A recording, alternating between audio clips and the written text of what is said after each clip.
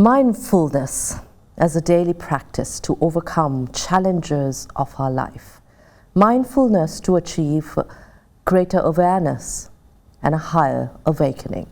That's what we discuss on Sati here at Sati on Ada Derana 24. Of course, this poet too, we have brought to you a new episode of our mindfulness segment with the most Venerable Olande Ananda Thero, who marks his 50th year of ordination here in Sri Lanka. Venerable Ananda, most respectfully, I welcome you to this discussion once again. I think last time we met 2 years before. We spoke about your journey here in Sri Lanka. How from the Netherlands, at a very young age, you went in search of spirituality and you found the word of the Buddha, the Dhamma.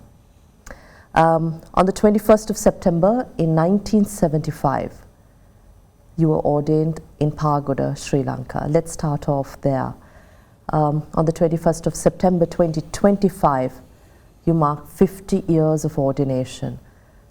And that is also 50 years here in Sri Lanka, which brings us a lot of respect, pride, and honor as we mark your journey here in our country. Well, yes. In 1975, I had been staying in the Sri Vidya Vijaya Arama temple at Pagoda. I thought it was pronounced pagoda, but it turned out to be Pagoda, for about 5 months before I got ordained. The Most Venerable Olande Ananda Thero was the chief monk of that temple, the founder of that temple, and he is the one who became my teacher and ordaining master also. That time was his 5 months after my arrival at the temple. Mm-hmm. And since then, I didn't realize it, but you're supposed to stay with your master for 5 years before you go anywhere. So I had a kind of an excuse that it was too hot and my skin was getting pimples and things, that I would like to move to the mountains. And so after 4.5 years, instead of 5 years, but 4.5 years, I actually moved from Pagoda to a place called Vegirikande, or Rock Hill Hermitage in English.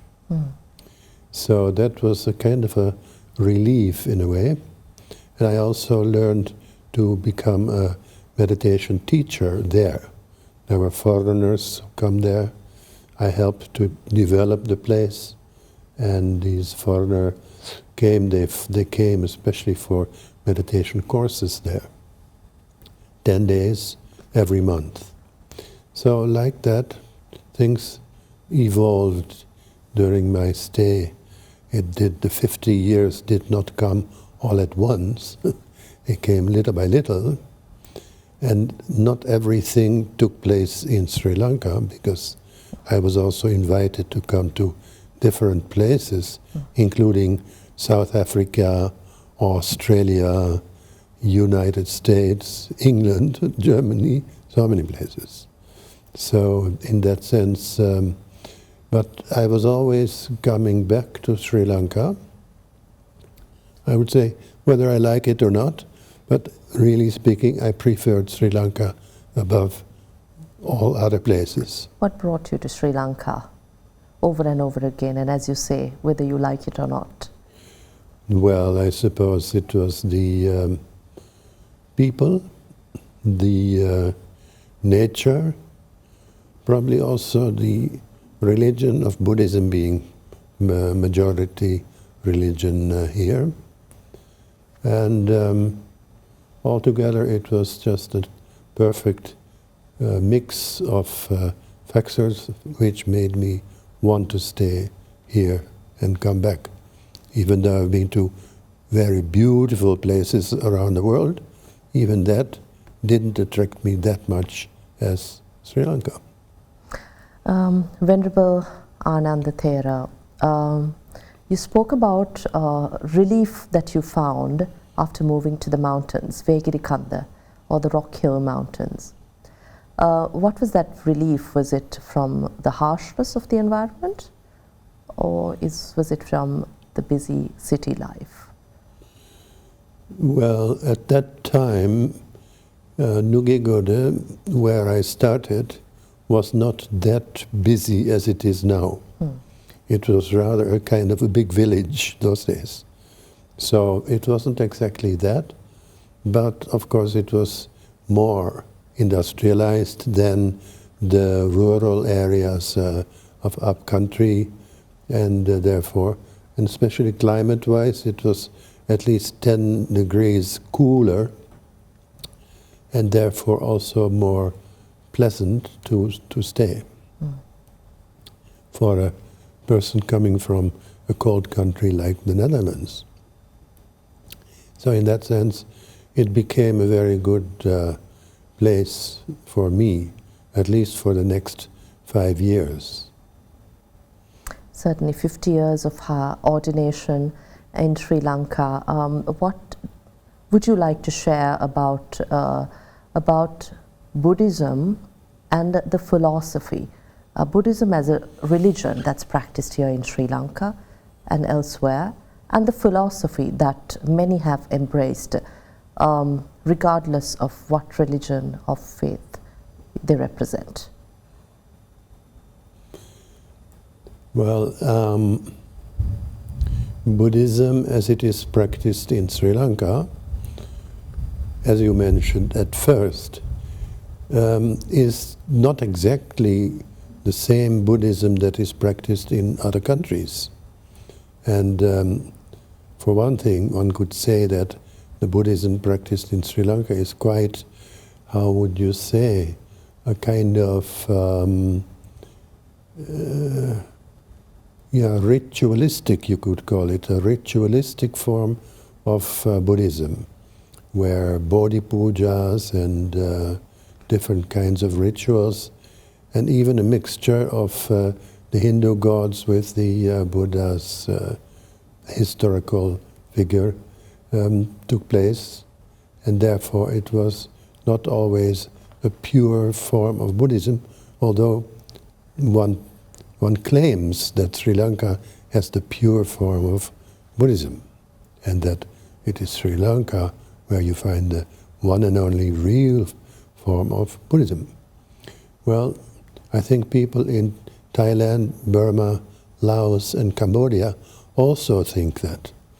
We cannot always understand, although they all have Pali language as the original source of their teaching. So you can say, yes, that is maybe the oldest form of Buddhism, and therefore you can say they have the pure form of Buddhism there.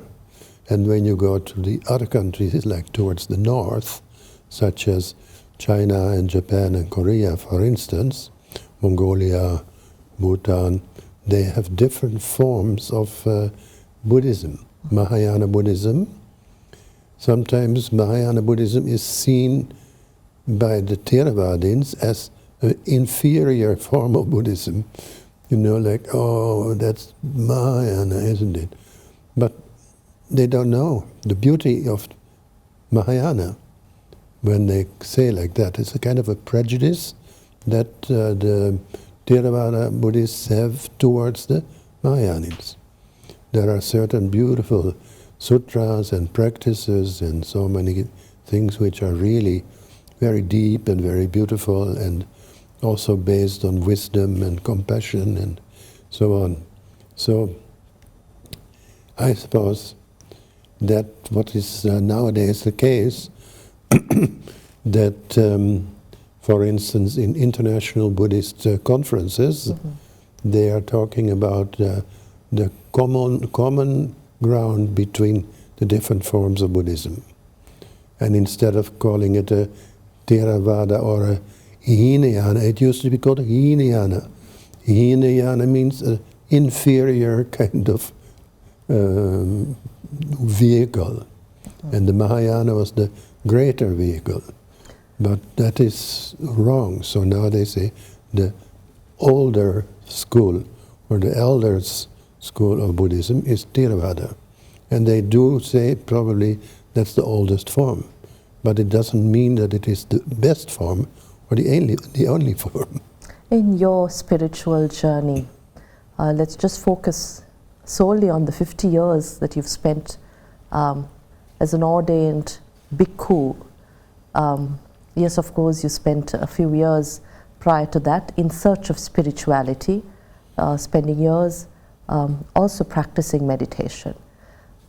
What, in your understanding, is Buddhism? What did the Buddha preach? Let's leave the institution of the religion aside. Well, when you talk about dana, sila, bhavana, the bhavana is the meditation. Dana, sila would be the preparations of generosity and maybe good behavior, and then comes the meditation, the bhavana. So, according to me, bhavana in general is the most important part of the Buddhist practice.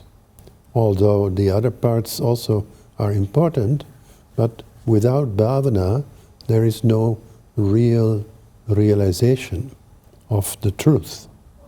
You can read about it, you can talk about it, you can keep on repeating the words of the Buddha, but it doesn't mean that you have got the realization in a deeper sense within you of those words. So therefore I think bhavana and the realization through meditation, especially the meditation which is called Vipassanā or insight meditation, that leads to the real realization of the truth. So therefore, can say that one form may be more popular, more easy to practice, others are maybe more difficult to practice, such as the Vipassana meditation. It's not for everybody. Bhante, how much of an emphasis did the Buddha give to rituals as he preached the Dhamma, as he took this word, the truth of the universe across? And is there an importance to practicing rituals, or have you embraced it? Have you gone overboard with it? Well, I think that the Buddha himself did not advocate the practice of the rituals as such.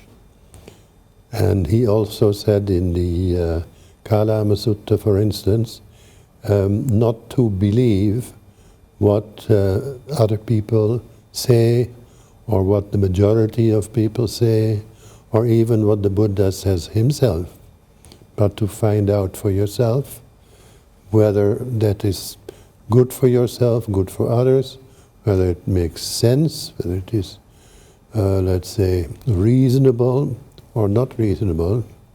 If it's not reasonable, for instance, in the case of just rituals, sometimes it's not reasonable. It's just a repetition of certain words or actions and formulas that one follows, but one doesn't sometimes know why one does that. So that would come under a kind of a category of, the Amisa Puja. Amisa Puja and Pratipatti Puja are two types of pujas or offerings. The Amisa Puja is actually kind of ritualistic offering, and the Pratipatti Puja would be the offering of practice. Practice means something that you do, something that you realize, something that you are convinced of, really, and you can practice for yourself, and it's good for others as well. So the need for, or the importance of this kind of amisa puja or the ritualistic puja, I don't think the Buddha himself has really advocated this, but it may be that it became a practice of people because it was so much easier. Now, for instance, not that I want to sort of downgrade, Mahayana Buddhism, but there is one practice where they believe in the existence of a Buddha of infinite light somewhere in the heavens. And they chant the name, Omi Tofo in Chinese, Omi Tofo, Omi Tofo, and they believe if you practice by chanting his name, or if you really believe in him, and if you do good things, that one day you will be, when you die, for instance, you will be reborn in the land of pure light and infinite light, where all the sidewalks are made of gold and diamonds. So that's maybe never preached such. No. Such and. But it's called part of Buddhism in Mahayana Buddhism, and it is something that I think the Chinese ladies who love diamonds and gold would like to practice, and they do practice good things actually.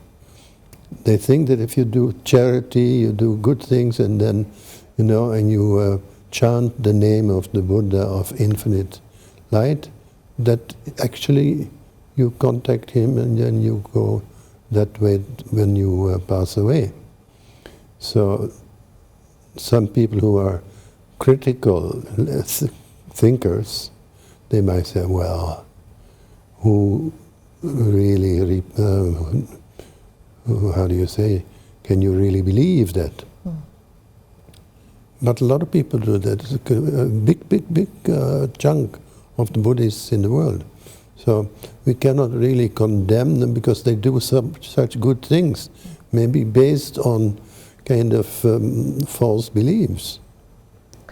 Bhante, what in your understanding is truly awakening, spiritually awakening according to the Buddha's preachings? That is something which is difficult to express, I suppose.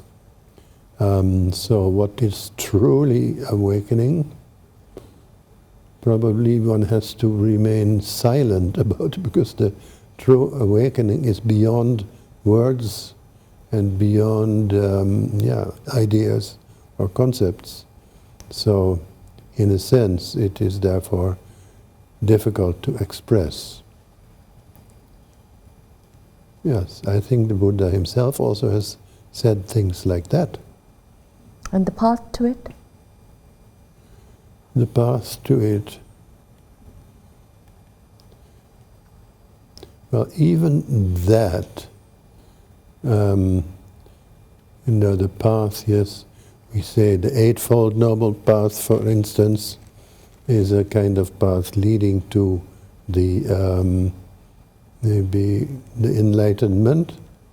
But that also is a question whether the path actually exists, or whether, they say if you are on the path, then there is no such thing as a real path. When you believe that you have to go somewhere, then you are maybe chasing your own ideas. So if one can find it in the here and now without having to go anywhere, that's a Buddhist concept or idea, that when you are in the present finding your enlightenment without having to go anywhere, then you are already there. In the now, in this moment. Yes. I would like to get to Ānāpānasati, Bhavana, shortly. But you mentioned you have not only been here in Sri Lanka. You've practiced in Germany, Netherlands, in other countries as well. And we also know that you speak more than 10 languages, including Sinhalese. බහුතරයක් බෞද්ධ ජනතාව සිංහල භාෂාවෙන් කතා කරන නිසා මේ ලංකාවේ අපි ඔබ වහන්සේගේ මේ අවුරුදු 50ක් වන පැවිදි ජීවිතය ගැන ආපසු හැරිලා බැලුවොත් ඔබ වහන්සේට මොකද දැනෙන්නේ මේ පැවිදි වෙලා නෙදර්ලන්ඩ්ස් වල ඉඳලා ලංකාවට තරුණයෙක් හැටියට ඇවිල්ලා ඊට පස්සේ මෙහි පැවිදි වෙලා දැන් අවුරුදු 50ක් ගත වෙලා තියෙනවා.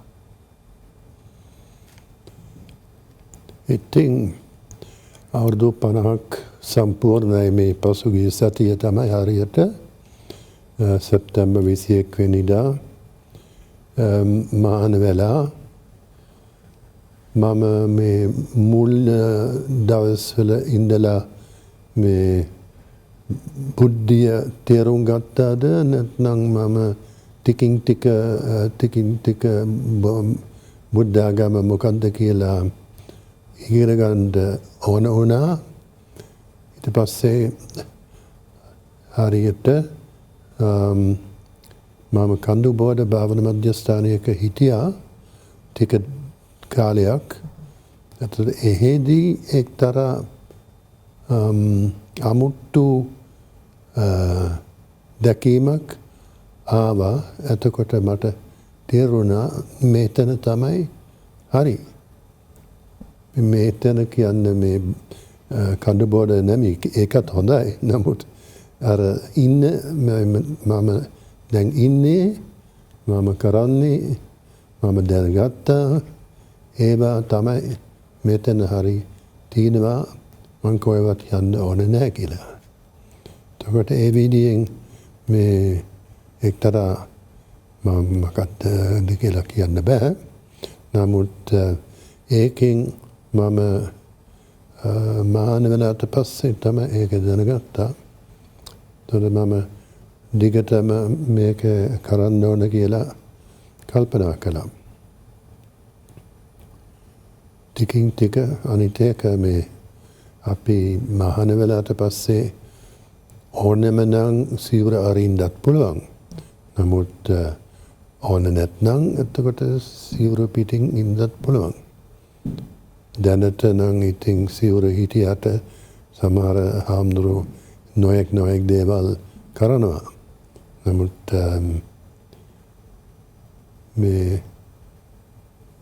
මෙතන සැහැණ නිදහසක් තියෙනවා. තමන්ට මේ බලයෙන් මුකුත් විශ්වාස කරන්න ඕනෙත් නැහැ. එතකොට බුද්ධාගම තියෙන ඉගැන්වීම, ඒ වගේම ප්‍රඥාව, ඒ තියෙන ක්‍රමය ඔක්කොම මේ සැහැණ නිදහසක් තියෙනවා. ඒවා මොකද තමන්ම තුළ තේරුම් ගන්න. ඔබ වහන්සේ පැවසුවා යම්කිසි දැනීමක්, දැකීමක්, අවබෝධයක් ලැබුවා කියලා ඒ භාවනා කරන කාලේ.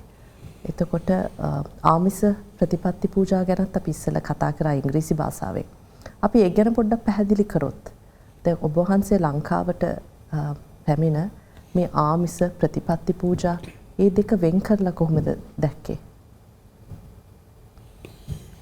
මට දැන් මතක් වෙනවා මම මේ දකුණ පළාතේ ගාලකිට්ටුව දවසක් ඊවනිං මේ හවස් වෙලා එක්තරා දායක මහත්තයෙක් එක්ක බෝඩිය ළඟ මෙහෙම වටේට ගිහිල්ලා මොකද එයාගේ තාත්තා ලන්ඩන් වල ගිහිල්ලා මේ heart attack එකක් හැදිලා එතකොට බෝඩි පූජාවක් කරන්න ඕනේ කියලා හැඟීමෙන් එයා වටේට ගියා. එතකොට බෝඩියට වතුර වක් කර එහෙම ගියා. එතකොට එහෙම වටේට හැබැයි එයාගේ හිත අතන නැමී තිබුණේ. එක දේවල් කතා කර ඒ වගේම බැලුවා මේතන නෙමෙයි. මම තරුණ අලුත් ආපු බෞද්ධයා ඒ මහත්ය පරම්පරා බෞද්ධ කෙනෙකුට මම කියන්න සිද්ධ වුණා මේ මහත්යා මේක නෙමෙයි මේතන තියෙන්නේ කරන්න මොහොම සිහින් යුක්තව ඒක කරනවා නම් හොඳ හිතින් කරනවා නම් එතකොට තමයි වැඩක් වෙනවා කියලා. ඒ වගේ. ඒක අතර මේ ආමිස පූජාව අතන තියෙනවා එක දේවල් ගැන හිතනවා. නමුත් ප්‍රතිපති පූජාව සිහින් යුක්තව කරනවා නම් එතකොට තමයි වැඩක් වෙනවා කියලා. මේ බුදුන් දේශනා කරපු අවබෝධය ලබන්න නම් අපි බෞද්ධයෝ හැටියට අපි මොකද්ද කරන්න ඕනේ ඔබ වහන්සේගේ දැනීමට අනුව? ඉතින් මේ එක භාවනාවල් තියෙනවා. එතකොට සමත භාවනා සහ මේ මොකද්ද ප්‍රඥාව තියෙන විදර්ශනා භාවනාව.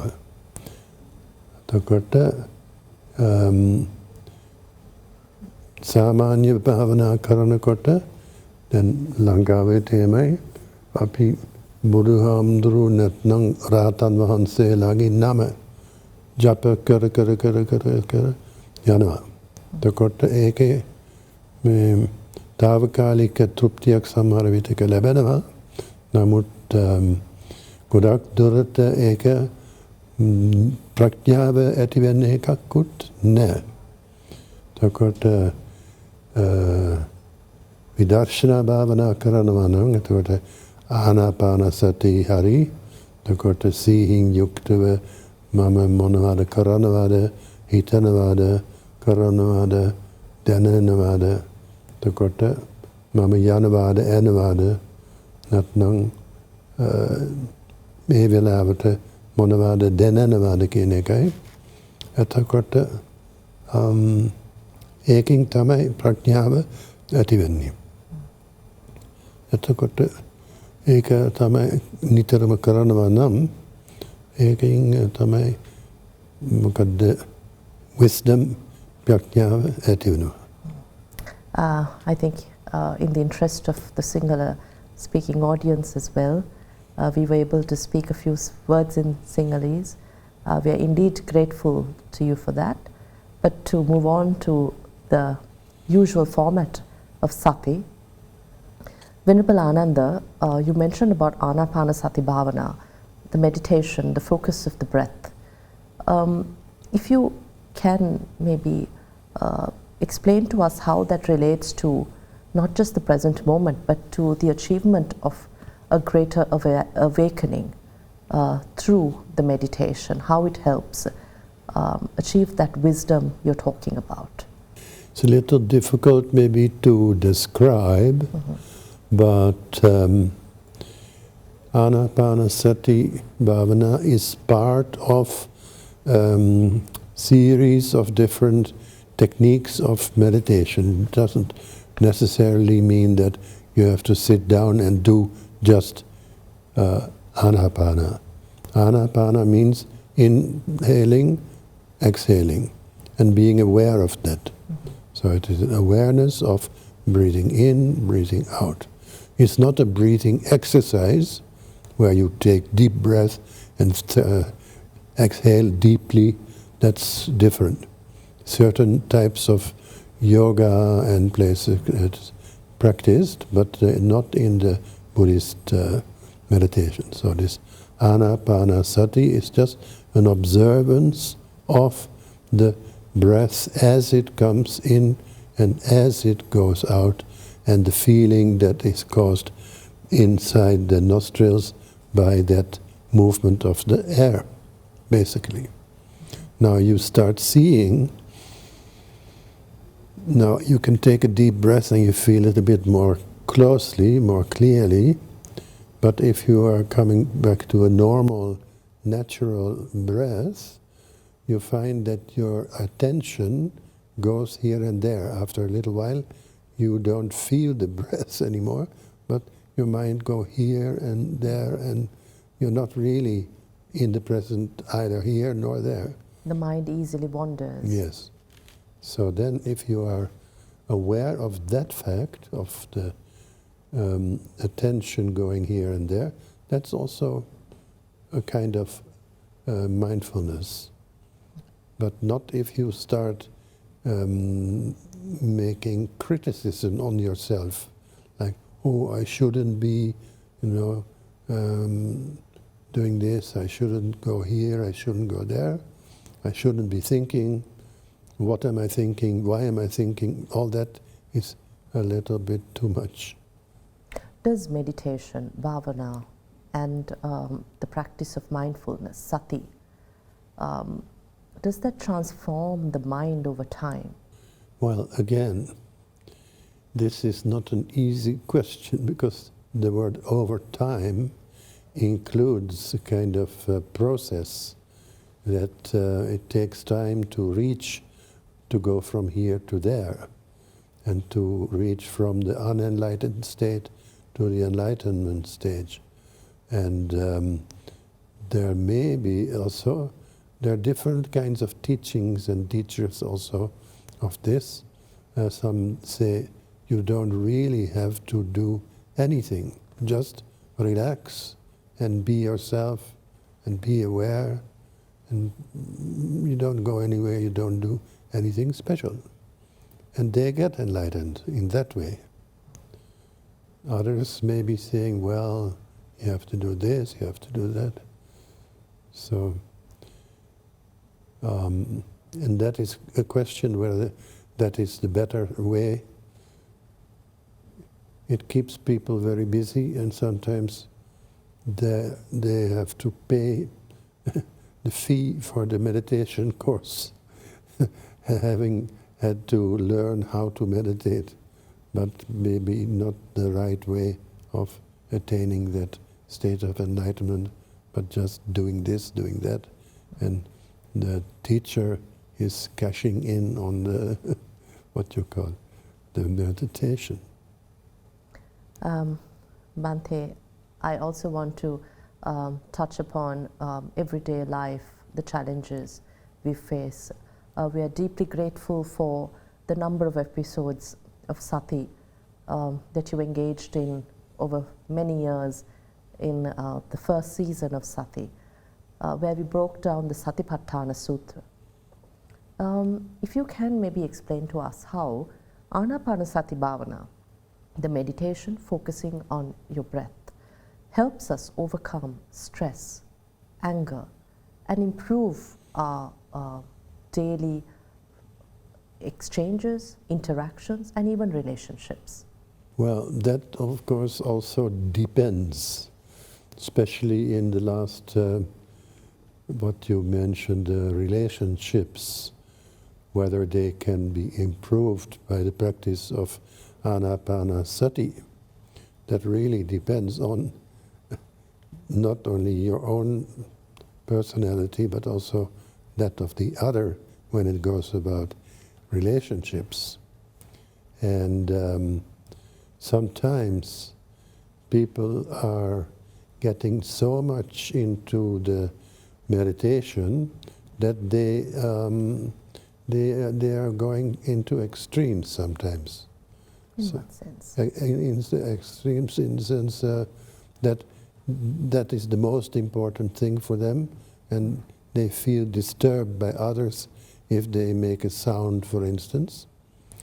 I remember a gentleman who was practicing very deeply, and when the wife was switching on the vacuum cleaner upstairs, for instance, he would call her, please, off the vacuum cleaner, I'm meditating, you see. So, but if it can be done in a more natural way and accepting oneself and the others, that is also in the, the relationship. So it's a matter of when you are looking at yourself, like in the Ānāpānasati, and you notice that your mind is going here and there, even though you are trying to focus on the touch of the breath inside the nostrils, then still that in itself can be seen as, oh, that is the way it is, not the way that you want it to be. I have many more questions to ask you, but I'm told we have to wrap up. But before we wrap up this Poya edition of Sati, I'd like to ask you what really letting go, this atharima that we spoke about. Actually, that is also a kind of result of if one is observing oneself, you know, like the thoughts that come to your mind, the feelings that you may be getting, the attitude towards sounds around you, and things like that. So, if you are putting what you call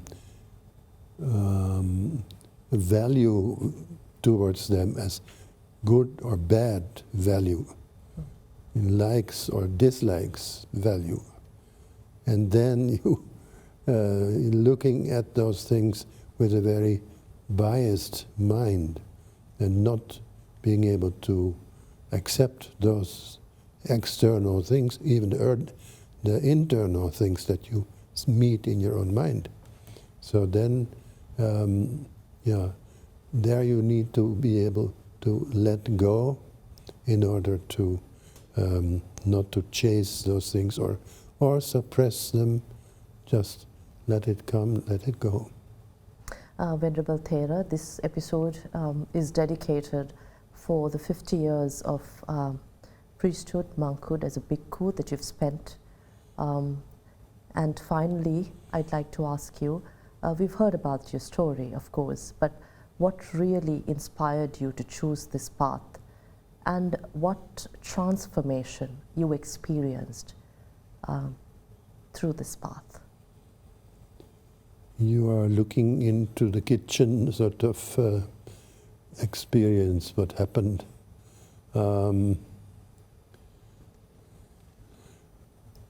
I would say that this Kandubodha experience, meditation center Kandubodha, is Kahatapitiya Samutipala Mahanaika Hamdru and Katukale Sivali Hamdru were the teachers, especially Sivali Hamdru, because he spoke English and was a very good meditation teacher.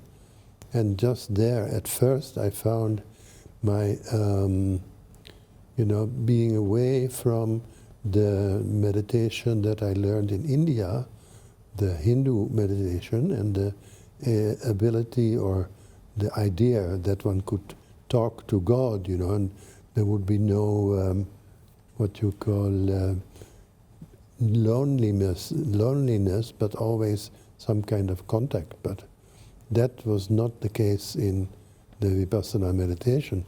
One is actually alone, one has to be alone and face everything by oneself. There is nobody else who can do it for you. But once that was realized, and then something happened that made me feel, oh, this is it, you see, then that was a kind of a revolution in my mind that made me feel, yes. Do you think you achieved some sort of freedom, happiness, or contentment? Contentment would be a kind of in a sense, a negative state of mind, with a kind of laziness, whereas the other one would be more achieving something. It's also not always been, something like an achievement forever in one go, but something that kept on going. Venerable Ananda Thero, that's all the time we have this time on Sati, but with the promise to our audience that we hope to speak to you once again on a similar episode. I most respectfully thank you for your time, for sharing your wisdom, insights, and your experiences here with us on Sati. we were in conversation with Olande Ananda Thero, who was born in Amsterdam in the Netherlands in January 48, raised by parents who value free thought and social responsibility. Venerable Olande Thero studied economic sociology at the University of Amsterdam from 1966 to 1972 and was ordained in Sri Lanka on the 21st of September in 1975 at Pagoda, Nugegoda, and practiced meditation at Kandaboda Meditation Center in 1975 and in 1976. And in 1977, Venerable Ananda received higher ordination and stayed at Sri Vidya Vijaya Arama in Pagoda from 1975 onwards, and since has engaged in a number of Buddhist delegations, efforts to carry the message of this philosophy across the world. Thank you very much for joining us here at Sati on Other Derana 24, this Poya Day. We will see you again next month with yet another discussion as we delve deep into mindfulness as a way of life.